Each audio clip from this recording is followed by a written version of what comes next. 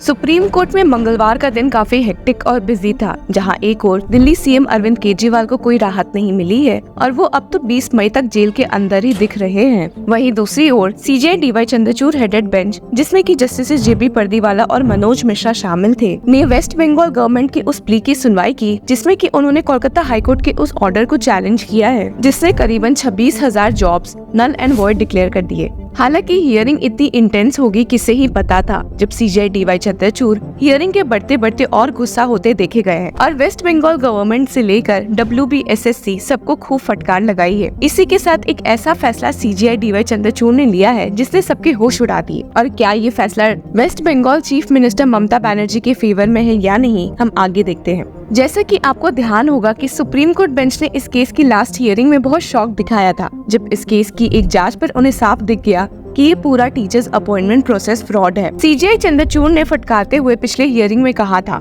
Look how it's done, people who were not in the panel were recruited, this is complete fraud. और latest hearing में जब CJI DY Chandrachud को पता चला कि WBSSC ने इस केस में टीचर्स के OMR मार्कशीट्स को संभाल के भी नहीं रखा है, तो उनका गुस्सा फट गया। असल में WBSSC की ओर से मौजूद होकर सीनियर एडवोकेट जयदीप गुप्ता ने सीजीआई को जब बताया कि SSC OMR शीट से जुड़े कोई भी डेटा नहीं संभाल रही है, तो सुप्रीम कोर्ट बेंच काफी शॉक हो गई। यहाँ पर सीजीआई डीवाई चंद्रचूड़ पूछने पर मजबूर हो गए, wasn't it your duty as SSC to keep mirror digital copies of the sheet? इस पॉइंट पर जवाब देते हुए सीनियर एडवोकेट जयदीप ने कहा कि SSC ने एक तीसरी कंपनी NYSA और NYCE को लिमिटेड टेंडर दी थी ये डेटा संभाल के रखने के लिए। हालांकि ये सुनकर तो सीजीआई भड़क गए कि भला SSC ऐसे कैसे इतने सेंसिटिव डेटा को किसी और के पास भेज सकती है, और फटकारते हुए कहा, Where is the data? CBI did not find it. It is outsourced, not with you. Can there be a greater breach of security protocols? You are responsible for maintaining the data. It is people's data.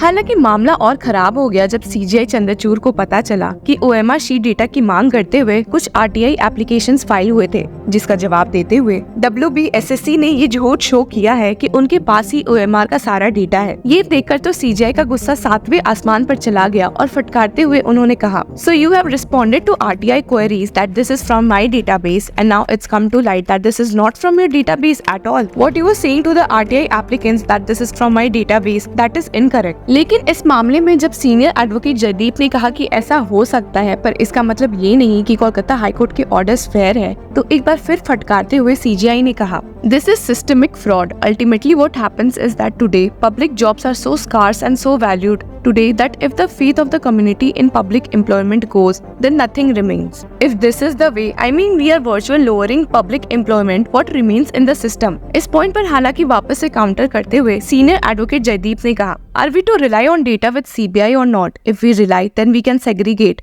and High Court judgment cannot stand and other recourse is needed. आपको बता दें कि इस point पर justice जेबी पर्दीवाला को कहते हुए सुना गया, दिस इज शॉकिंग। यहाँ पर सीनियर एडवोकेट संजय हेगड़े ने भी WBSSC की ओर से मौजूद होकर कोलकाता हाईकोर्ट के ऑर्डर्स को फटकारा है और कहा है कि इस केस में अपॉइंटेड टीचर्स को कोई नोटिस नहीं मिली और एकदम से उनसे जॉब्स छीन ली गई। He stated, if we lose a whole chunk or generation in between, we will lose senior headmasters and examiners for the future. Lordships may bear in mind that many of them did not get any notice, no general notice. Hearing ने एक interesting turn तब भी लिया था जब senior advocate Dushyant Dave, जो इस case में one of the affected teachers की ओर से मौजूद थे, ने इस केस में वापस से फॉर्मर जज जस्टिस अभिजीत गंगोपाध्याय को फटकारा है, इसलिए क्योंकि उनकी वजह से ही इस मामले की प्रोसीडिंग शुरू हुई थी और जिन्होंने कई इंटरव्यूज में कहा भी है कि वे सारे टीचर्स के पोस्ट हटवा देंगे, और अब जो जाकर हो भी चुका है। आपको बता दें कि senior advocate Dushyant Dave has further challenged the admissibility of the evidence, स्टेटिंग, When Lordships remanded the matter, expressly recorded that no evidence. Only evidence is this,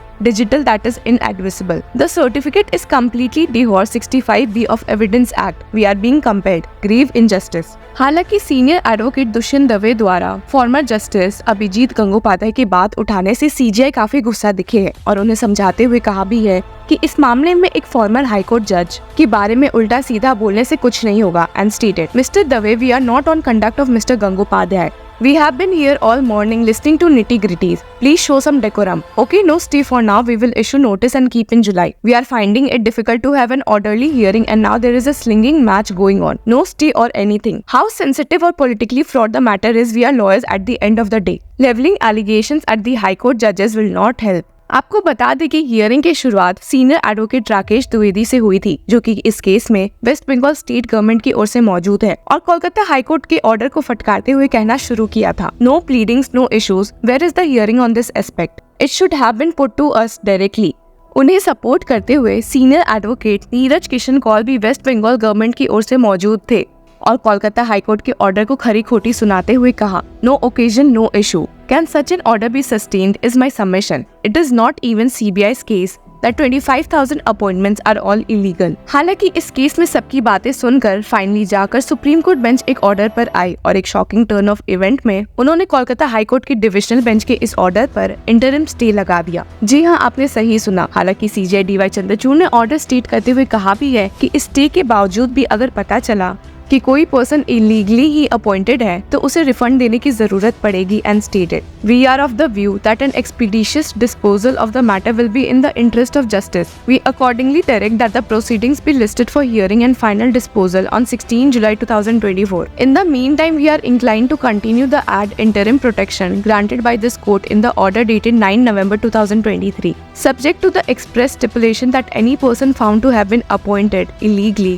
and has continued as a consequence of the present order shall undertake to refund the entire amount of the salary which may be paid from the date of this order and the final judgment of this court. हालांकि इस order के बाद solicitor general Tushar Mehta ने centre की ओर से मौजूद होकर अपनी चिंता जताई कि इस स्टे ऑर्डर के बाद CBI की जांच में बाधा आएगी, लेकिन इसको भी क्लैरिफाई करते हुए सुप्रीम कोर्ट बेंच ने स्टेट किया है कि CBI इस मामले में जांच कंटिन्यू रखेगी, पर वहीं वेस्ट बंगाल गवर्नमेंट ऑफिशियल्स के खिलाफ कोई कोर्सिव एक्शन नहीं ले सकती है और इसी के साथ ये हियरिंग समाप्त हुई। आपको बता दें कि CJI DY चंद्रचूड़ ने पिछले हियरिंग में सारे पिटिशनर्स को एक जवाब लेकर मौजूद रहने को कहा था and had stated, the question for all of you is to demonstrate that where on basis of material available it is possible to segregate valid and invalid appointments. 25,000 is a big number. We will have to hear the matter and I want to get some factual clarity। हालांकि latest hearing में जो पता चला वो काफी shocking है और अब देखना ये है कि जुलाई 16 की हियरिंग के दौरान इस मामले में क्या new information supreme court bench के सामने आ सकती है। जहां सुप्रीम कोर्ट के इस ऑर्डर से वेस्ट बंगाल BJP और यूनियन गवर्नमेंट जरूर दुखी होगी, वहीं वेस्ट बंगाल CM ममता बनर्जी बहुत खुश हैं